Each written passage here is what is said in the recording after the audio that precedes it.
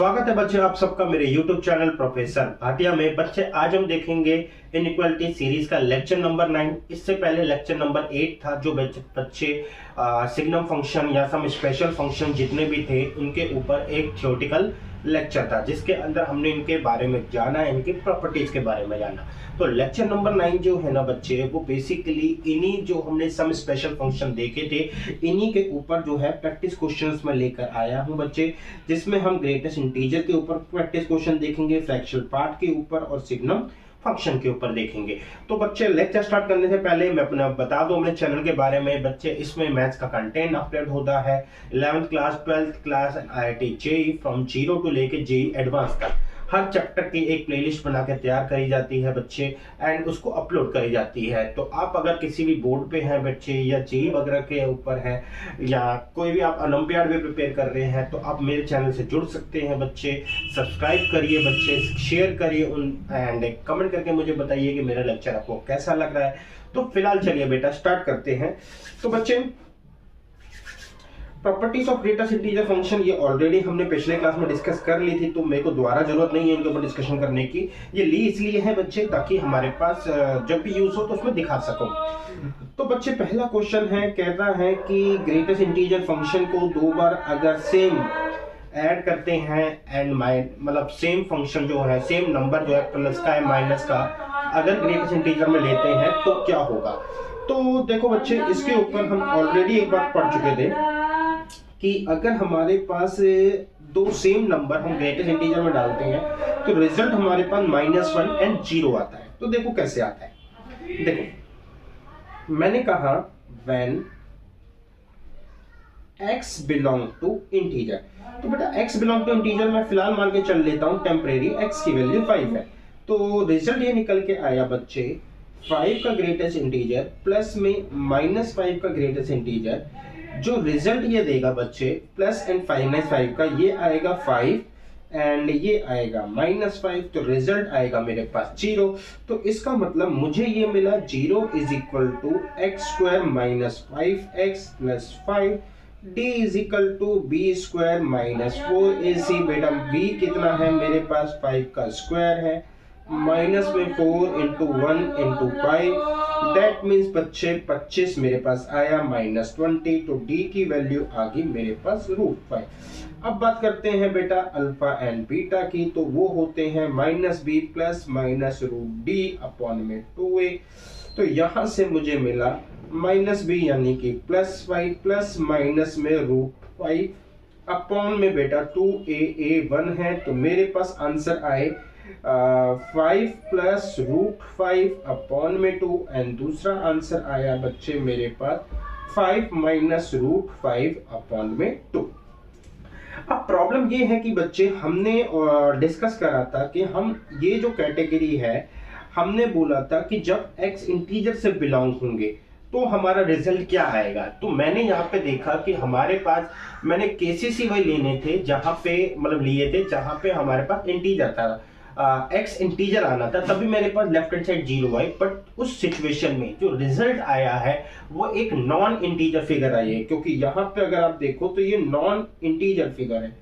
अगर ये non integer figure है बच्चे तो इसका मतलब ये है कि यहां से मेरे पास कोई सॉल्यूशन नहीं है, क्योंकि सॉल्यूशन जो है तभी क्लासिफाई तभी था जब वो इंटीजर से बिलोंग करना था।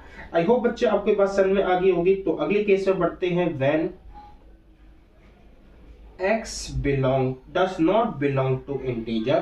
फॉर एग्जाम्पल मैंने x ले लिया बच्चे 5.6। अब हमने ये पढ़ा था बच्चे कि अगर हम 5.6 का लेते हैं एंड सेम नंबर हम माइनस में लेते हैं तो रिजल्ट कुछ इस तरीके से था। 5.6 जो है बेसिकली मैंने इसको कई तरीके से बोला था, जैसे हमने ये पढ़ा था कि इसको पीछे फंक्शन बोलते हैं कि पीछे वाली वैल्यू ले लेता है। तो अगर पीछे वाली वैल्यू पे दे तो 5.6 की आएगी 5 एंड -5.6 की -6, तो मेरे पास -1 आया। अब यहां से बच्चे मेरे पास -1 आया तो मेरे पास -1 is equal to x² - 5x plus में 5 दैट मीन्स कि x² - 5x प्लस में 6 इज इक्वल टू 0।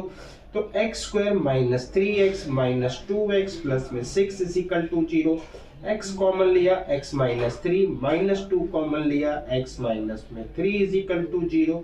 तो x minus 2 x minus 3 is equal to 0। तो मेरे पास x के दो आंसर आ गए 2 एंड 3। बट जो अबव कैटेगरी है वो ये कहती है कि ये डिफाइन ही तभी है जब आपका x इंटीजर नहीं होना चाहिए था।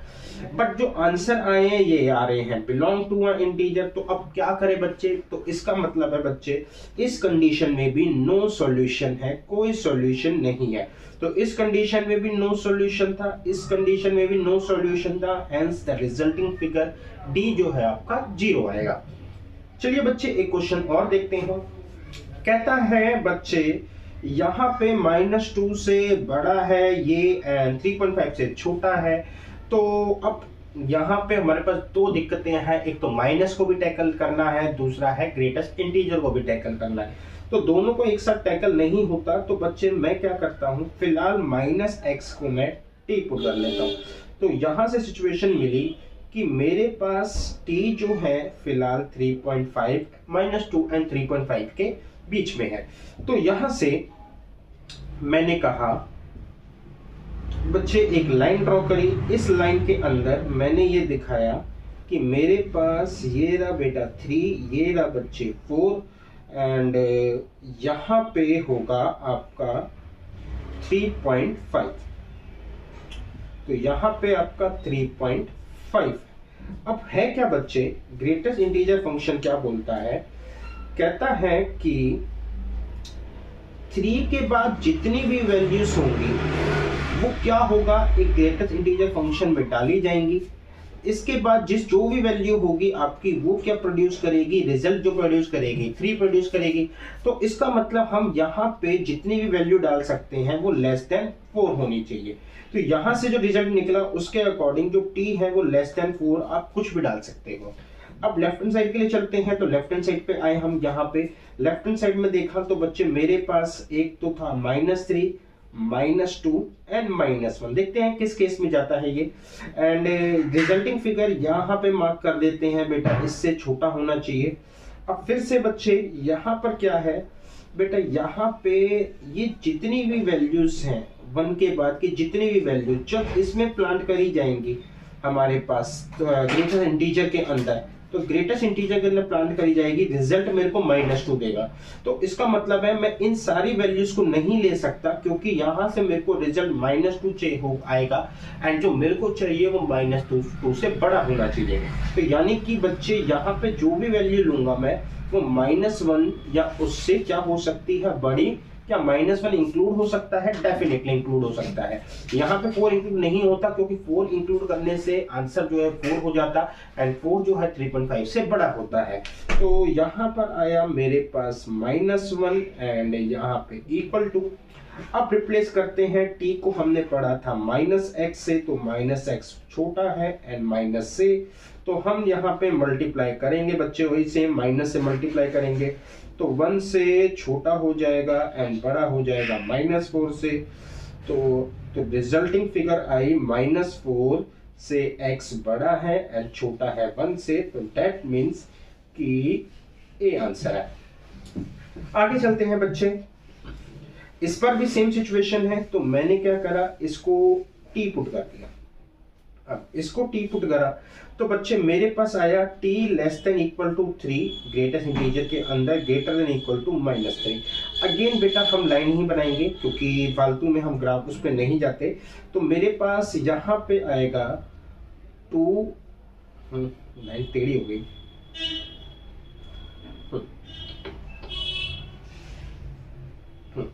तो यहाँ पे आया बच्चे 2, यहाँ पे आया 3। मेरे पास बच्चे यहाँ पे 3 से छोटा होना चाहिए एंड फिलहाल के लिए मैं मार्क कर देता हूँ 4 को भी। तो होगा क्या बच्चे, मेरे पास एक फंक्शन है ग्रेटेस्ट इंटीजर, तो यहाँ पे मेरे पास जितनी भी वैल्यूज हैं 3 के बाद की वो अगर इस ग्रेटेस्ट इंटीजर फंक्शन में जाएंगी तो मेरे को जो भी रिजल्ट आएगा वो होगा मेरे पास 3 और मेरे पास जो आंसर है 3 को इंक्लूड भी करना है। तो इसका मतलब है कि इस कैटेगरी में मैं 4 से छोटी कोई भी वैल्यू डाल सकता हूं। तो इस वाले पार्ट का आंसर आया कि t जो है छोटा होना चाहिए 4 से। अब बात करते हैं बच्चे अपने दूसरे केस की, यानी कि नेगेटिव वाले की। नेगेटिव वाले में चले तो हमारे पास आया -3, -2, -1 एंड यहाँ पे -4 को लेते हैं। -1 नहीं लेना चाहिए था वैसे। तो यहाँ पे ये है हमारे पास मार्क। अब फिर से ये क्या कहते हैं, ये सारी वैल्यूज जो हैं ये अगर मेरे पास ग्रेटेस्ट इंटीजर में जाएंगी तो मेरे को रिजल्ट जो है वो -3 देंगे। एंड यहाँ से एंड 3 के बाद कोई भी वैल्यू अगर ग्रेटेस्ट इंटीजर में जाती है इन -3 के बाद तो रिजल्ट मेरे को -4 देगी। तो मेरे को -3 तो चाहिए बट 4 नहीं चाहिए, तो -3 से बड़ा होना चाहिए। तो इसका मतलब है मैं इस केस में जितनी भी वैल्यूज हैं मैं वो ले सकता हूँ कि मेरे पास जो वैल्यू है वो -3 से बड़ी होनी चाहिए। क्या -3 को ले सकते हैं? बिल्कुल ले सकते हैं कि -3 also a part of the answer. तो यहाँ पे आया -3 से बड़ा होना चाहिए, नीचे इक्वलिटी का साइन भी आया। तो यहाँ से इसकी वैल्यू को फिर पुट करा हमने, ये आया 2x + 4 < 4। यहाँ पे आया -3, -4, -4, तो मुझे मिला -7। ये आया 2x, ये आया 0 divided by the whole situation divided by 2। अगर ऐसा होगा तो -7/2 ये आ जाएगा x एंड ये हो जाएगा 0।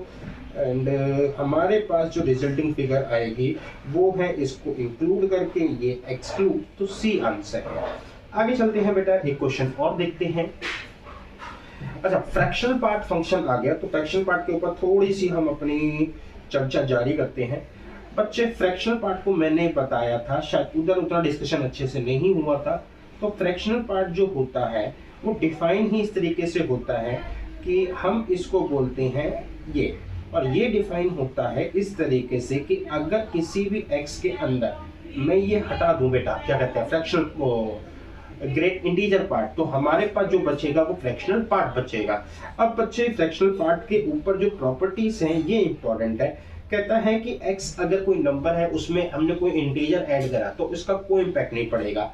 देख लेते, समझ लेते हैं बच्चे इस प्रॉपर्टी को। देखो मेरे पास 5.3 था, मैंने इसके अंदर 3 ऐड करा, ठीक है, एंड यहाँ से ये ग्रेटेस्ट इंटीजर, तो ये हुआ 8.3 एंड ग्रेटेस्ट इंटीजर आया 0.3।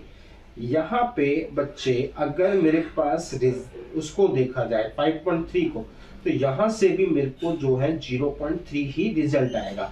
तो कहने का मतलब ये है कि बच्चे इंटीजर अपने साथ जो फ्रैक्शनल पार्ट लेके आता है वो होते ही नहीं, तो इंटीजर ऐड करने से फ्रैक्शनल पार्ट पे कोई इम्पैक्ट नहीं पड़ता, बस यही कहने की बात थी। लेकिन बच्चे जो ये वाली बात है, ये सिचुएशन जो है समझने वाली है। x और same number of fractional part, देखो मैं ये कह रहा हूँ 2.6 एंड माइनस का 2.6, तो बेटा 2.6 फ्रैक्शनल पार्ट, 2.6 माइनस का फ्रैक्शनल पार्ट। अब यहाँ से बेटा नेगेटिव के अंदर ही हमारे पास कह सकते हो वो वजह है कि जहां पे हमें डेफिनेशन के ऊपर जाना पड़ता है। अब यहाँ पे इस केस के ऊपर जाएं तो यहाँ से हमें मिलेगा कि हमें 2.6 के अंदर से इसका ग्रेटेस्ट इंटीजर माइनस कर देना है। तो 2.6 के अंदर से माइनस हो जाएगा बच्चे आपका 2, तो यानी कि मिलेगा मुझे 0.6। यहाँ से भी यही मतलब निकला है कि -2.6 के अंदर से माइनस कर देना है इसका ग्रेटेस्ट इंटीजर पार्ट, तो 2.6 माइनस में मेरे पास आ जाएगा बच्चे -3, यानी कि -2.6 मेरे पास आ जाएगा +3 और ये हो जाएगा 0.4। तो इसका मतलब ये है बच्चे कि अगर मैं कभी भी सेम नंबर्स को लेता हूं प्लस या माइनस में, मेरे पास रिजल्ट क्या होगा, ये दोनों आपस में ऐड होके 1 बन जाएंगे। अब आपस में ऐड होके 1 बन जाएंगे तो हमने ये वाला केस को डिस्कस करा। अगर मेरे पास हम इंटीजर लेते हैं, अगर सपोज कर लो मैं लेता हूं -2 एंड +2, तो इसमें तो फ्रैक्शनल पार्ट है ही नहीं, तो मैं इसमें बोल सकता हूँ सीधा फ्रैक्शनल पार्ट 0, इसमें फ्रैक्शनल पार्ट 0। अब दोनों को ऐड करो या माइनस करो कोई फर्क नहीं पड़ता। तो इसलिए बच्चे जब हम ग्राफ पे जाते हैं या हम ग्राफ देखते हैं तो हमें जो ग्राफ है वो कुछ इस तरीके से देखने को मिलता है।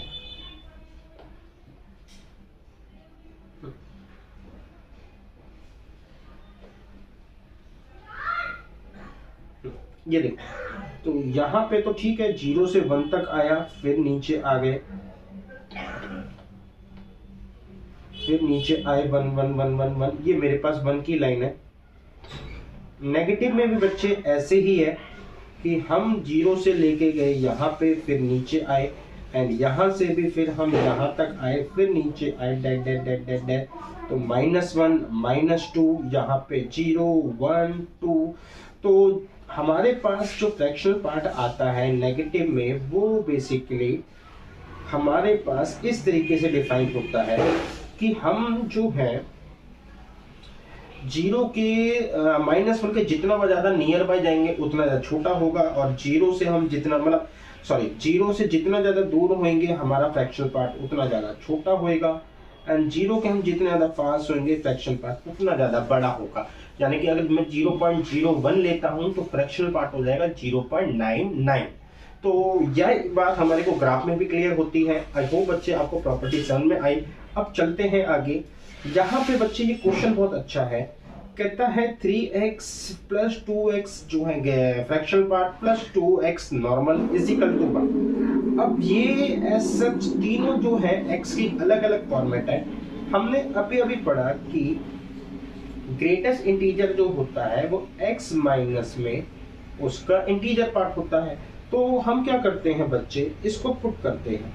तो यहाँ पे आया 3x प्लस में यहाँ पर आया 2x माइनस में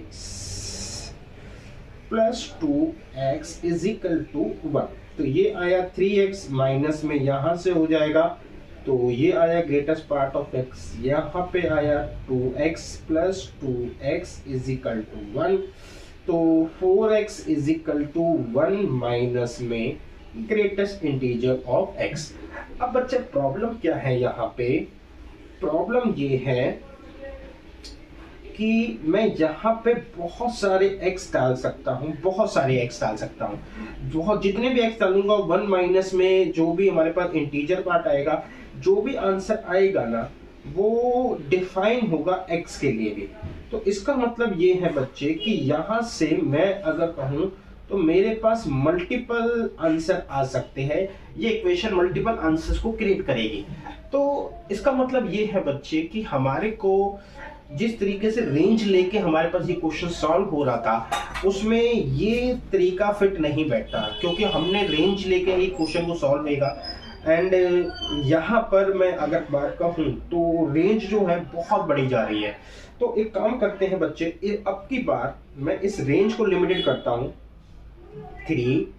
मेरे पास आया greatest integer x plus 2 sigma x plus 2x is equal to 1। तो बच्चे इस बार मैं है ना अपनी रेंज को लिमिटेड करने के लिए, क्योंकि x और ग्रेटेस्ट इंटीजर से बड़ी रेंज आ रही है, तो मैं इस x को लिमिटेड करता हूँ। ये x क्या हो जाएगा, इस x का मतलब हो जाएगा बच्चे 2, इसके अंदर का ग्रेटेस्ट इंटीजर पार्ट और फ्रैक्शनल पार्ट। मैंने इसको अलग करा तो यहाँ से आया 2 सिग्मा x, 3 यहाँ से आया x। तो अब यहाँ से मेरे पास हुआ 3x एंड 2 इससे ऐड होगा तो ये हुआ 5x, 2x जेरा एंड 2x यहाँ से आएगा तो प्लस 4 फ्रैक्शनल पार्ट, तो ये आया fractional part is equal to 1। अपनी रेंज को लिमिटेड करने के लिए मैंने यहाँ पे x को रखा 1 माइनस में 5x। अब यहाँ से आया मेरे पास x is equal to 5 and divided by होगा 4। तो अब बच्चे मैं ये कह रहा हूं कि मेरा आंसर जो है ये 0 से लेके 1 होना चाहिए, जिसमें 0 तो आ सकता है लेकिन 1 नहीं आ सकता, यानी कि पॉइंट में जा सकता है। एंड यहाँ पे मैं जो भी वैल्यू डालूंगा बच्चे ये बना देगा उसको ग्रेट इंटीजर पार्ट में प्रोड्यूस करेगा। तो अब मैं x की कौन कौन सी वैल्यूज डाल सकता हूँ, तो हम यहाँ पे सोचते हैं कि x की कौन कौन सी वैल्यूज डल सकती है। तो मैं सबसे पहले x की वैल्यू 0 ट्राई करता हूँ। अब 0 डालूंगा तो देखो बच्चे होगा क्या, x की वैल्यू 0 डालूंगा तो यहाँ पे मेरे पास 1 माइनस में 5 0 अपॉन में 4, यानी कि मेरे पास आ जाएगा 1/4 एंड 1/4 जो है इस रेंज में है तो ओके। तो इसका मतलब है x की वैल्यू 0 डालने पर मेरे पास जो ये वैल्यू आई है, ठीक है, एंड यहाँ पे ये आई है 1/4। क्या x की वैल्यू और कुछ भी डाल सकती है? चलिए बेटा आगे डालते हैं 1 और 2। अब फिर से हम क्या करते हैं, अब x की वैल्यू 1 डालते हैं। x की वैल्यू 1 डालने के क्या हो जाएगा बच्चे, मेरे पास 1 माइनस में 5, यहाँ पे आएगा मेरे पास 1। तो 1 माइनस 5 माइनस 1 डिवाइड बाई 4 मेरे को देगा बच्चे मेरे पास -5 अपॉन में 4। तो इसका मतलब मैं 1 नहीं डाल सकता। क्या मैं 2 डाल सकता हूँ? x की वैल्यू 2, तो 2 डालने पर होगा 1 माइनस 5 2, यानी कि 10 माइनस 9, यानी कि अगेन ग्रेटर देन हो जाएगा 1 से, तो 2 भी नहीं डाल सकती। सिमिलरली क्या माइनस में 1 माइनस के अंदर डाल सकती हैं? चलिए चेक करते हैं। तो x इज इक्वल टू -1 डालेंगे, -1 का इंटीजर -1 ही होता है, तो मैं यहाँ पे x की वैल्यू -1 डालता हूँ। तो 1 माइनस में 5 माइनस 1, माइनस माइनस होने की वजह से दोनों -6 अपॉन 4 हो जाएंगे, यानी कि again this one is greater than 1। तो -1 नहीं हुआ, -2 नहीं आ सकता इसके अंदर, तो ये वैल्यूज नहीं आ रही। तो इसका मतलब जो वैल्यू आ रही है वो सिर्फ 0 ही है, बाकी आप तरीका देख चुके होंगे। तो हमने मेरे से पूछा हुआ है कि x कौन सी वैल्यू लो, तो x का मतलब है ग्रेटेस्ट इंटीजर प्लस में फ्रैक्शनल पार्ट। तो हमने कहा कि जब मैंने x की वैल्यू इसके अंदर जो है, जब इसका रिजल्ट 0 आया, यानी कि ग्रेटेस्ट इंटीजर का रिजल्ट 0 आया, तब मेरे पास ये आया 1/4, यही मतलब हुआ। तो x क्या हो गया बच्चे, x आया मेरे पास 1/4। तो जो आंसर आया x का, इसके अंदर कौन सी वैल्यू डल सकती है, 1/4, दैट मींस ये बी आंसर है। तो इस तरीके से एक रेंज को लिमिटेड करके हमें इस आंसर को निकालना था। एंड सिमिलरली यहाँ पर भी हमें रेंज को लिमिटेड ही करना है। देखो अब मेरे को पता चल गया कि बच्चे यहाँ से मेरे को इन दोनों के अंदर ही खेलना है, इसके अंदर ही खेलना है। तो इस x की वैल्यू को मैं रखूंगा, तो इस x की वैल्यू को रखूंगा तो मेरे पास हो जाएगा इस x का ग्रेटेस्ट इंटीजर पार्ट, इस x का ग्रेटेस्ट इंटीजर पार्ट प्लस में बच्चे इसका fractional part is equal to 4 fractional part minus में ग्रेटेस्ट इंटीजर x। तो ये हो गया 2 ग्रेटेस्ट इंटीजर x, ये हो गया बेटा 3 फ्रैक्शनल पार्ट। तो फ्रैक्शनल पार्ट x का किसके बराबर आ गया, 2/3 ग्रेटेस्ट इंटीजर x के। अब यहाँ पे कौन कौन सी वैल्यू रख सकता हूँ, तो मैंने यहाँ पे x की वैल्यूज के ऊपर काम करेंगे, ठीक है। यहाँ से मैं ये देखूंगा बच्चे कि मेरे पास यहाँ पे कौन सी वैल्यू आ रही है एंड देन उसका इंटीग्रल पार्ट क्या आ रहा है। तो क्या मैं यहाँ पे x की वैल्यू को 0 रख सकता हूँ? तो अगर मैं कहूँ कि मेरे को यहाँ पे ग्रेटेस्ट इंटीजर, अगर मैं कहूँ मुझे ग्रेटेस्ट इंटीजर 0 रखने को मिल जाए, अगर मैं ग्रेटेस्ट इंटीजर 0 रख पा रहा हूं तो मेरे पास ये क्या आ जाएगा, 2/3। अच्छा ये मैंने पहले से लिख दूं रेंज कि 0 to 1 होती है, जिसमें 0 तो इंक्लूड करते हैं, 1 को इंक्लूड नहीं करते। तो अब मैं यहाँ पे पूछ रहा हूँ बच्चे कि क्या मैं यहाँ पे 0 रख सकता हूँ, तो 0 रखने पर हमारे पास रिजल्ट क्या आ जाएगा, 0, ठीक है, रखा जा सकता है। क्या मैं इसके अंदर 1 रख सकता हूँ, मतलब ग्रेटेस्ट कुछ x की ऐसी वैल्यू पुट करूँ कि देखो मेरे को जो ग्रेटेस्ट इंटीजर मिले वो 1 मिले, तो क्या ऐसा कुछ पुट किया जा सकता है? तो यस बच्चे डेफिनेटली पुट किया जा सकता है या नहीं। तो हाँ, अगर मैं यहाँ पे 1 रखता हूँ तो रिजल्टिंग फिगर मेरे को मिलेगी 2/3, तो रख सकते हैं। अगर मैं इसके अंदर 2 रखूंगा बच्चे, मतलब कुछ भी ऐसी वैल्यू रखूं कि मेरे को ग्रेटेस्ट इंटीजर 2 मिल जाए, अब 2 मिलेगा तो मेरे को हो जाएगा 4/3। 4/3 का मतलब होता है ग्रेटर देन 1, तो ये नहीं चलेगा बच्चे। तो यहाँ से आप समझ गए होंगे कि मैं 2 से बड़े कोई भी x की वैल्यू को नहीं रख सकता। अब बात करते हैं नेगेटिव के अंदर। तो नेगेटिव, अब मैं ऐसी वैल्यू कुछ रख सकता हूँ बच्चे कि यहाँ से मुझे इसके नीचे करते हैं, मैं यहाँ पे ऐसी वैल्यू कुछ रखता हूँ कि मेरे को जो रिजल्ट है वो -1 मिल जाए। अब -1 मिलेगा तो यहाँ से आ जाएगा बच्चे मेरे पास, -1 डालने पर -2/3 आ जाएगा विच इज लेस देन 0। तो नेगेटिव की वैल्यू मैं कोई भी नहीं रख सकता, यहां से मुझे ये चीज क्लियर हुई। तो इसका मतलब मैं सिर्फ यही दो वैल्यू रख सकता हूं, यहाँ पे मैंने x रखा, यहाँ पे भी x रखा। तो अगर मैं कोई भी ग्रेटेस्ट, अब मैं मतलब इसको कैसे रीड करूंगा तो समझना बेटा, अगर मैं कोई भी ग्रेटेस्ट इंटीजर रखता हूं, यहाँ पे मैं ऑरेंज पेन को लेता हूं, मैं ग्रेटेस्ट इंटीजर अगर 0 लेता हूं तो उस कंडीशन में फ्रैक्शनल भी 0 आ जाएगा एंड x जो होता है वो इन दोनों का रिजल्ट होता है, तो ये भी क्या आ जाएगा 0। अब मैं x की कोई भी वैल्यू रखता हूं जिससे मेरे को जो इंटीजर पार्ट है वो 1 मिलता है, तो ऐसी सिचुएशन में ग्रेटेस्ट इंटीजर कितना मिलेगा 2/3। दोनों को अगर मैं ऐड करता हूं तो 1 और 3/2, तो ये हो जाएगा 5/3। तो x की वैल्यू क्या है 1 integral and 1 non solution integral. Non integral solution बेटा ये नहीं है इसके अंदर, तो 1 नॉन इंटीग्रल सॉल्यूशन होना चाहिए था। तो 1 is non integral solution. I hope बच्चे आपके बस समझ में आ गई होगी। आगे चलते हैं।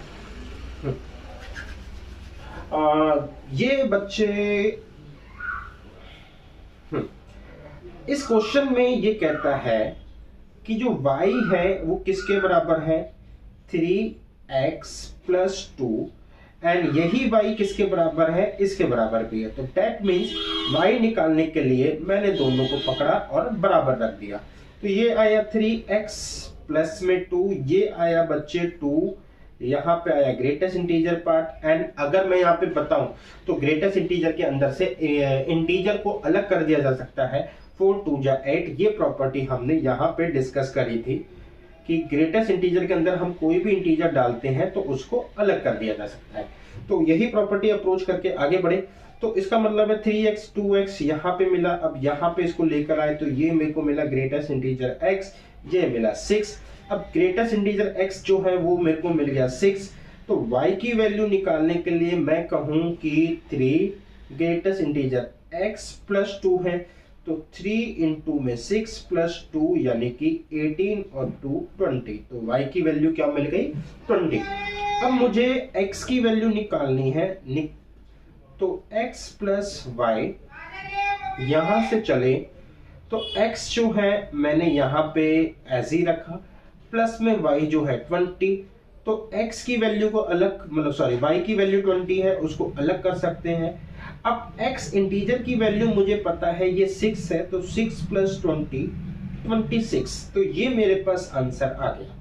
तो मुझे बेसिकली बेटा इसकी वैल्यू बतानी थी और इसकी वैल्यू बताने के लिए मुझे x की अलग से फाइंड करने की जरूरत नहीं थी, तो इसलिए मैंने x की फाइंड भी नहीं करी। तो आंसर आया 26। अब ये क्वेश्चन जो है ये थोड़ा सा टिपिकल हो जाएगा, सुनना। अगेन द क्वेश्चन तो सेम है कि y जो है इन दोनों के बराबर है। अगर इन दोनों के बराबर है तो मैं क्या कर रहा हूं 2x - 1 एंड = 3x - 6 इनको ले लिया। तो ये हुआ 2x माइनस में 1 जो है इसको अलग हो जाएगा एंड ये हो जाएगा बेटा 3x अलग हो जाएगा, इंटीजर पार्ट अलग हो जाएगा।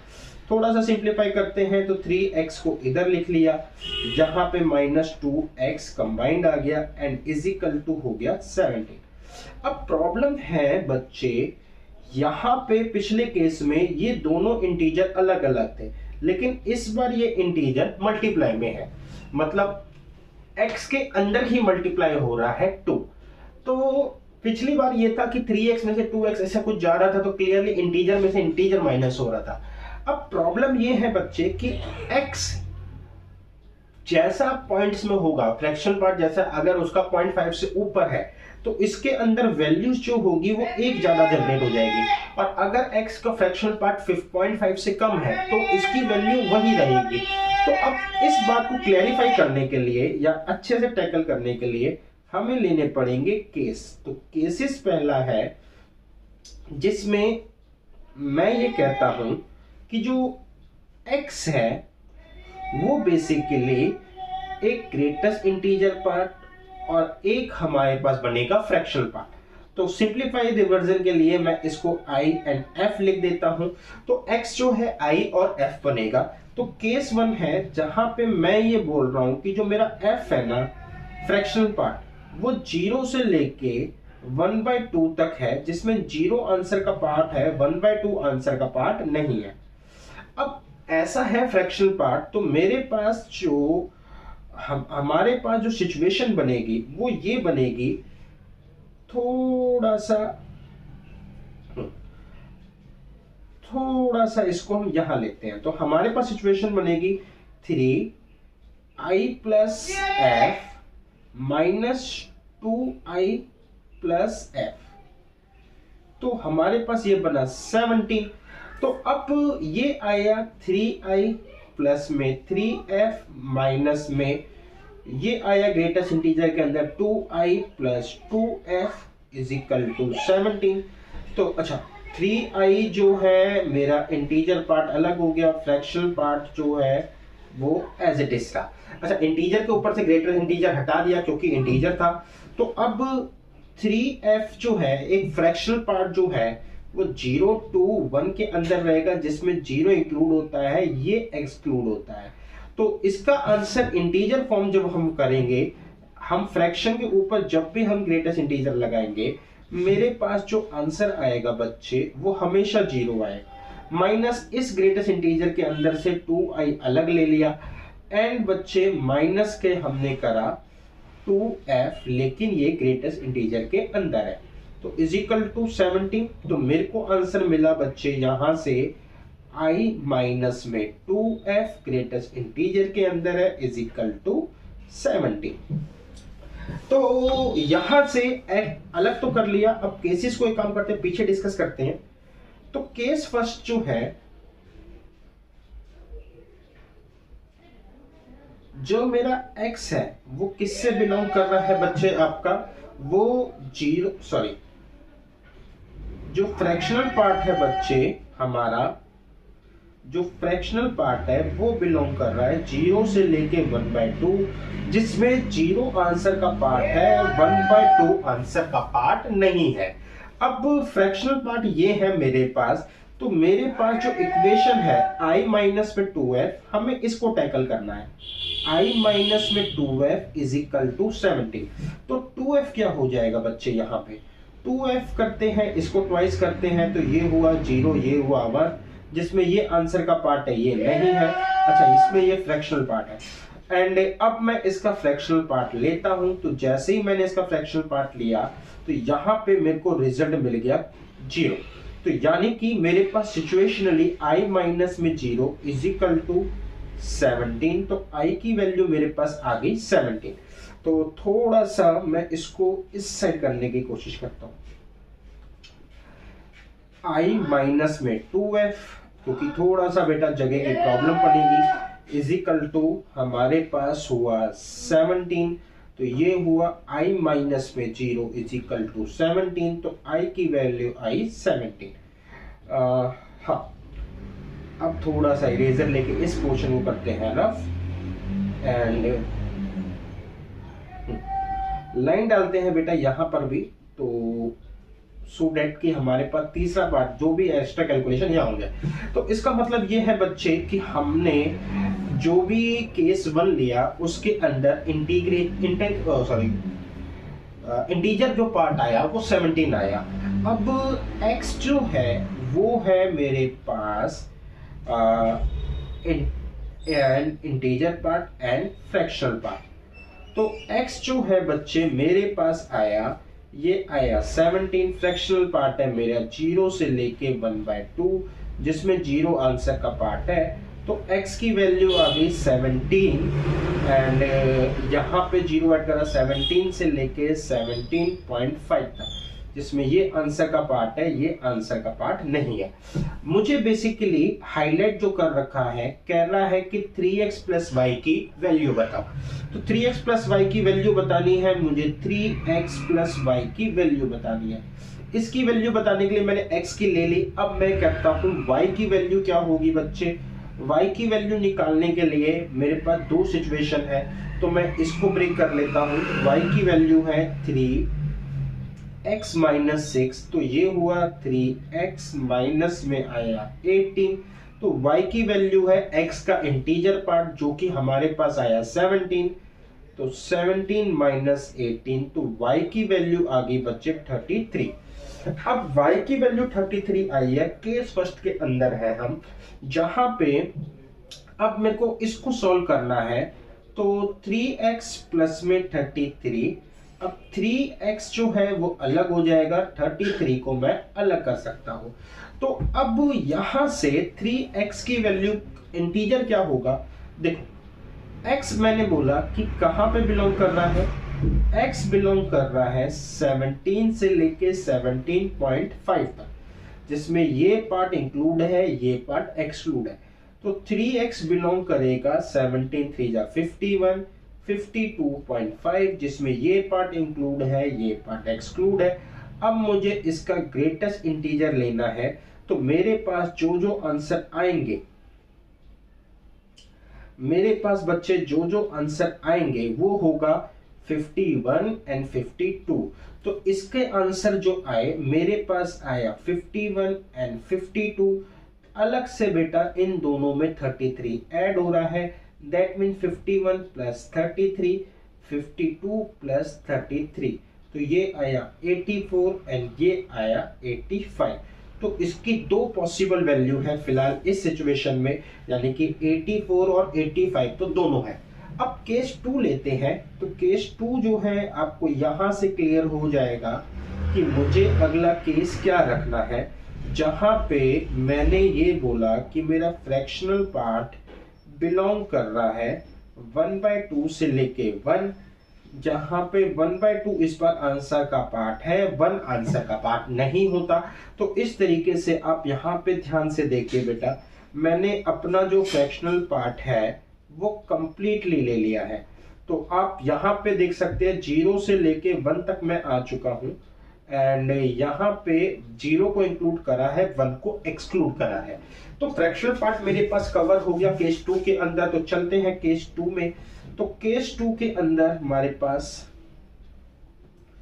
जो फ्रैक्शनल पार्ट है बच्चे वो आया है 1/2 से बिलोंग कर रहा है 1 तक, जिसमें 1/2 मेरे आंसर का पार्ट है, 1 मेरे आंसर का पार्ट नहीं है। तो क्वेश्चन कहानी कहां से स्टार्ट हुई थी, I minus 2f is equal to 17, इसकी वैल्यू निकालनी थी। तो सबसे पहले मैं यहाँ पे, ठीक है, मैं यहाँ पे लाइन मारता हूं एंड यहाँ पर भी एक लाइन ड्रॉ करता हूं। तो मेरे को सबसे पहले जो वैल्यू निकालनी थी वो थी I माइनस में 2f इज इक्वल टू, ठीक है, ये हो गया 17। तो I minus 2f is equal to क्या हो गया बच्चे 17। अब I जो है एक इंटीजर वैल्यू है, 2f जो है उसकी बात करते हैं। तो यहाँ पर आए 2f को मल्टीप्लाई करा, तो ये हो गया बच्चे इंक्लूडिंग पार्ट 1 और ये आया 2। इसके ग्रेटेस्ट इंटीजर की बात करूं तो इसका ग्रेटेस्ट इंटीजर जो आएगा वो 1 आएगा, क्योंकि मेरे पास 1 से लेके 2 तक वैल्यू है। तो उसका ग्रेटेस्ट इंटीजर 1 आता है, दैट मीन्स I माइनस में 1 इज इक्वल टू में 17। तो इस बार इंटीग्रल पार्ट आ गया मेरे पास 18। अब मुझे जो सॉल्व करना है, मुझे चाहिए वैल्यू 3x प्लस y की। तो x क्या हो गया, x हो गया बेटा x का integral part and fractional part. तो x का इंटीग्रल पार्ट तो 18 आया है, फ्रैक्शनल पार्ट बच्चे जो x का लिया है हमने वो लिया है 1/2 से लेके 1 तक। तो 18.5 से लेके मेरे पास गया 19 तक, जिसमें ये इंक्लूड एंड ये एक्सक्लूड। बात करते हैं y की। तो y को निकालने के लिए हमने किस वाले को सहारा लिया था, इस वाले को 3x माइनस 6 को। तो ये आया 3x माइनस 6, तो ये आया बेटा 3x का इंटीग्रल पार्ट माइनस में 18। x का इंटीग्रल पार्ट बेटा मेरे पास है 18 माइनस में 18, तो मेरे पास रिजल्ट आ गया y का 36। अब y की वैल्यू 36 आ गई है, तो मैं इसको अलग कर सकता हूं 3x प्लस में 36। तो ये हुआ बच्चे मेरे पास 3x प्लस 36। अब 3x की वैल्यू क्या होगी, इसके लिए मैं x की वैल्यू को ही उठाता हूं। तो x की वैल्यू जो है वो 18.5 से लेके 19 तक है। तो 3x की वैल्यू जो होगी वो हो जाएगी मेरे पास 18 3 जा 54 एंड 55.5 से लेके 57 तक।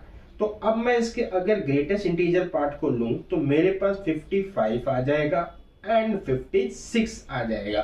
तो 55 एंड 56 दोनों आंसर के पार्ट हैं, तो इसका मतलब इसकी दो वैल्यू आ रही है 55 एंड 56, प्लस में 36 अलग है, तो मैं इनको ऐड करता हूं तो ये आ जाएगा 5 3 8 यानी कि 92 एंड 93। तो ये पॉसिबल आंसर आए हैं मेरे पास। तो 90 6 5 11 91 और 92, तो ये आया 91 एंड 92। तो इसका मतलब मेरे पास बेटा 91 एंड 92 दोनों आंसर का पार्ट है। आगे चलते हैं सिग्नम फंक्शन। सिग्नम फंक्शन के ऊपर हमने कहा था बेटा, पढ़ लिया था ऑलरेडी, अगर ये 0 से बड़ा है तो 1, 0 के बराबर है तो 0, 0 से छोटा है तो -1। इतनी डिटेल काफी है। तो हमारे पास कहता है सिग्नम फंक्शन नीचे बेटा फ्रैक्शनल पार्ट फंक्शन है। तो हमें सिंपल है मतलब कि ये जो पार्ट है बच्चे, अगर ये अपॉन में अगर ये बच्चे मेरे पास लेस देन 0 है तो इसका मतलब इसकी वैल्यू जो होगी किसके बराबर होगी, -1 के बराबर होगी। अब बस यही पूछना है बेटा, यही बताना है कि हमारे पास ये लेस देन 0 कब होगा। तो सबसे पहले एक डिस्कशन करते हैं ग्रेटेस्ट इंटीजर की। अगर डिस्कशन करें तो ये मेरे को 0 टू लेके 1 होता है, जिसमें 0 एक्सक्लूड होता है, 1 इंक्लूड, सॉरी उल्टा कर दिया बेटा, जिसमें से 0 हमारे पास इंक्लूड होता है, 1 एक्सक्लूड होता है, कुछ ऐसा होता है। तो इसका मतलब हमारे पास जो नीचे बेस है उसका कोई रोल नहीं है। हमारे पास सिंपल ये है कि ये जो ग्रेटेस्ट इंटीजर है डज नॉट इक्वल टू 0 होना चाहिए। तो चलते हैं, इसका मतलब हमें ऊपर वाले से ही बात करनी होगी। 5x + 4 लेस देन 0, तो मेरे पास आया x² - 4x - 4, यहाँ पे +4 less than 0, x - 4 - 1 x - 4 less than 0, x - 1 x - 4 less than 0। तो यहाँ पर आया बच्चे, ये आया मेरे पास 1, ये आया मेरे पास 4, तो ये आया प्लस माइनस प्लस। तो रिजल्टिंग फिगर आई कि मैं 1 और 4 को के बीच में होना चाहिए। 1 मेरे आंसर का पार्ट नहीं है, 4 भी मेरे आंसर का पार्ट नहीं है। तो यानी कि मैं x जो है वो ले सकता हूं 1 से लेके 4 तक। अब 1 से लेके 4 तक, जिसमें ये ओपन ब्रैकेट आया। अब इशू ये है कि 1 से लेके 4 के बीच में ये x की वैल्यू है। अब ये x की वैल्यू जो भी है मेरे पास, ये इसके अंदर जाएगी। तो जो भी x की वैल्यू है इसके अंदर जाएगी, और ये कहता है कि रिजल्ट 0 के बराबर नहीं होना चाहिए। तो अगर मैं x के अंदर जो है इंटीजर डालता हूं, कोई भी इंटीजर डालता हूं, अगर मैं x के अंदर इसके अंदर कोई भी इंटीजर डालूंगा बच्चे, तो कोई भी इंटीजर डालूंगा तो ये रिजल्ट मेरे को क्या दे देगा, 0। लेकिन 0 नहीं होना चाहिए। तो इसका मतलब है यहाँ पे 2 और 3 दोनों वैल्यूज को मैं नहीं डाल सकता। तो मैं कौन कौन सी वैल्यू डाल सकता हूँ, 1 से लेके 2, 2 से लेके 3 और 3 से लेके 4। तो यानी कि पार्ट डी आंसर है मेरा पार्ट, जिसमें से 2 और 3 को वैल्यूज को एक्सक्लूड करना था। आई होप बच्चे आपको समझ में आ गया होगा कि मैंने x की वैल्यू निकाली थी, वो इसके अंदर जाएगी, एंड यहां से मुझे कोई कंक्लूजन चाहिए था। एक क्वेश्चन और है बच्चे, कहता है कि सिग्नम फंक्शन ये है। अब सिंपल है बच्चे, ये क्वेश्चन इतना मुश्किल नहीं है। देखना, अगर x² - 3x + 2 ग्रेटर देन 0 हुआ तो ये बच्चे मेरे पास आएगा 1 = 2x - 1। तो यानी कि मेरे पास आ गया 2x = 2, x की वैल्यू आ गई 1। अब पॉइंट इज कि ये कब, हमारे पास पॉइंट है कि ये कब होगा। तो x² - 3x + 2 ये ग्रेटर देन 0 कब होगा। तो इसको निकालने के लिए x² - 3x को करा break, 2x - x + 2 greater than 0। तो x कॉमन लिया इसके अंदर से, ये आ गया x - 2, -1 कॉमन लिया x - 2, तो x minus one x minus two greater than 0। तो इसका मतलब है मेरे पास अगर मैं 1 से लिख 1 ये 2, तो यहां पे आया प्लस माइनस प्लस। तो मेरे पास ये वैलिड तब है जब मैं 2 से बड़ा या प्लस 1 से छोटा। एंड दोनों ही बेटा मेरे पास आंसर का पार्ट नहीं है, तो दोनों ही मेरे पास आंसर का पार्ट नहीं है। तो अब x की वैल्यू आई 1, यानी कि जो आंसर आया वो है 1, और 1 तभी वैलिड है जब मेरे पास तो जो रेंज आई है बेसिकली जहां पर ये पॉजिटिव होगा, जहां पर ये पॉजिटिव होगा वहां पर है ना x1 है ही नहीं, तो इसका मतलब है यहां पे नो सॉल्यूशन। अगला है बच्चे कि अगर ये 0 के बराबर है, अभी 0 के बराबर कब होगा, जब 2 और 3 हो जाएगा, तो 2x माइनस 1 भी क्या हो जाएगा, 0 के बराबर हो जाएगा। अच्छा 2 बन जाएगा 2 और एक 3, तो ये 1 2 है, तो ये आया 1 2, तो ये 0 के बराबर हो जाएगा। तो 2x की वैल्यू आ जाएगी बेटा, x की वैल्यू आ जाएगी 1/2।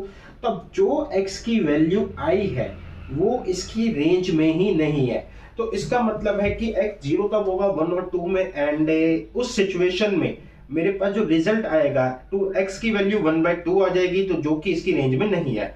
आगे बात करते हैं, x² minus 3x plus 2 less than 0 होना चाहिए। ये लेस देन 0 होगा बच्चे, हमने क्योंकि ऑलरेडी कैलकुलेट कर रखा है, तो ये होगा 1 से लेके 2 में, ना ही 1 आंसर का पार्ट है ना ही 2 आंसर का पार्ट है। तो यहां पर ये बेटा, अब अगर ये लेस देन 0 है तो -1, ये हो जाएगा 2x माइनस 1। तो हमारे पास -1 से -1 कटा, 2x इज इक्वल टू 0, तो x की वैल्यू आ गई है 0। तो x की वैल्यू जो है वो 0 आई है। हमारे पास जो रेंज है 1 से लेकर 2 तक है। इसका मतलब बच्चे कि इस बार जो आंसर आया है वो रेंज में नहीं है। अच्छा 1 और 2 पे मेरे पास ओपन ब्रैकेट आएंगे बच्चे, क्योंकि ये आंसर का पार्ट नहीं है। तो दैट मीन्स कि बच्चे मैं ये कह सकता हूं कि मेरे पास कोई भी नंबर ऑफ सॉल्यूशन जो है वो तीनों ही केस में नहीं आया, यानी कि d इज इक्वल टू 0 इसका आंसर है। एंड मैं एक बार बच्चे क्वेश्चन को चेक कर लूं, प्लस करके आना चाहिए 2 और एक 3, मल्टीप्लाई करके -3, ठीक है। x² माइनस 3x2 थोड़ा तो ठीक है बच्चे, हमने तो ठीक है बेटा, आंसर जो है d इज इक्वल टू 0 आया है। इसी के साथ ही बेटा इनइक्वालिटीज के लेक्चर आपके खत्म हुए। लेक्चर नंबर 9 के साथ ही हमारी इनइक्वालिटीज खत्म होती है। अब हम इनइक्वालिटीज के प्रीवियस ईयर क्वेश्चंस देखेंगे नेक्स्ट लेक्चर से।